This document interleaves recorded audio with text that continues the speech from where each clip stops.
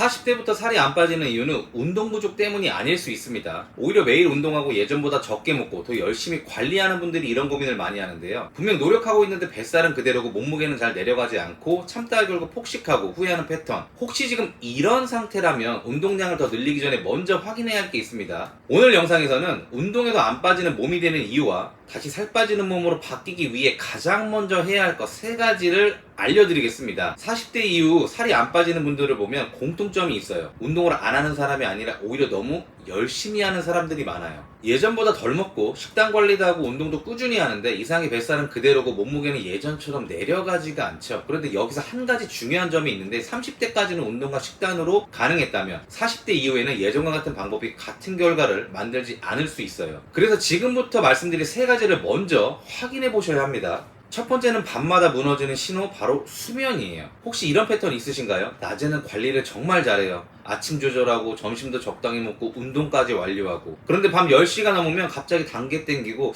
오늘 하루 잘했는데 그냥 조금만 먹을까 하면서 간식을 먹고 다음날 후회합니다. 왜냐하면 몸이 지치고 회복이 부족하면 빠르게 만족감을 주는 음식을 찾게 될 수 있거든요. 그래서 다이어트의 시작은 무조건 운동량을 늘리는 게 아니라 몸이 회복할 수 있는 환경을 만드는 거예요. 가장 먼저 해볼 수 있는 건 수면 시간을 확인하는 거예요. 예를 들어 어떤 날은 밤 11시에 자고 어떤 날은 새벽 1시에 자고 또 어떤 날은 너무 피곤해서 일찍 잠드는 식으로 패턴이 바뀌면 몸도 일정한 리듬을 만들기 어렵죠. 그래서 일주일 동안 내가 몇 시에 자고 몇 시간 자는지만 기록해보세요. 내 패턴을 알아야 바꿀 수가 있습니다. 두 번째는 참다가 폭발하는 식사 패턴인데요. 40대 여성분들이 정말 많이 하는 패턴 중 하나가 바로 아침은 커피, 점심은 조금, 저녁은 최대한 참아요. 그런데 하루 종일 억누른 식욕은 결국 가장 약한 순간에 나타나는데 퇴근 후 지친 상태에서 가족 식사 같은 걸 준비하면서 이런 생각이 들어요.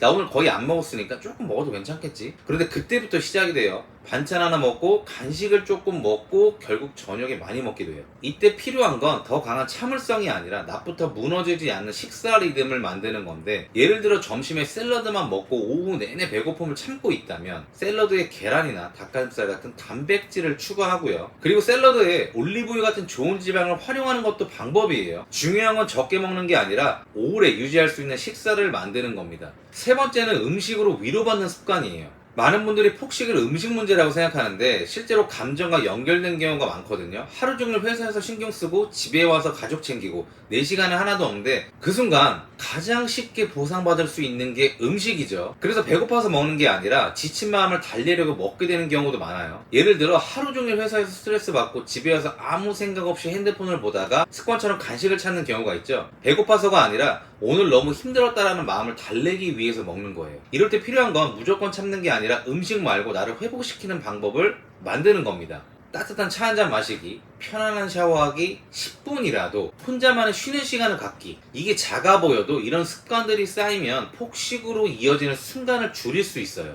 그리고 여기서 하나 더 중요한 게 있는데 바로 무엇으로 채우냐예요. 다이어트 한다고 무조건 적게 먹는 것만 생각하는데 오래 유지하려면 줄이는 것만큼 어떤 음식을 선택하는지도 중요합니다. 같은 샐러드를 먹더라도 채소만 먹는 것보다 계란이나 단백질을 추가하고요. 올리브유 같은 좋은 지방을 함께 활용하면 더 만족감 있는 식사가 될 수 있어요. 저는 이런 이유로 평소 사용하는 지방의 질도 중요하게 보고 있어요. 제가 식단 관리하면서 사용하는 올리브유 기준은 고정 댓글에 남겨두겠습니다. 물론 올리브유 하나 바꾼다고 살이 빠지는 건 아니지만 중요한 건 무조건 참는 방식에서 벗어나 내 몸이 왜 안 빠지는지 알고 나에게 맞는 방법을 찾는 거예요. 40대의 다이어트는 더 많이 참는 사람이 성공하는 게 아니라 내 몸에 맞는 방법을 찾아 오래 유지하는 사람이 성공하는 거예요. 오늘부터 운동을 더 추가하기 전에 일주일만 한번 기록을 해보세요. 첫 번째 몇 시에 자는지, 두 번째 언제 가장 배고픔이 심해지는지, 세 번째 언제 음식으로 위로받고 싶은지. 내 패턴을 알면 무조건 참는 다이어트가 아니라 지금 내 몸에 필요한 변화를 시작할 수 있습니다.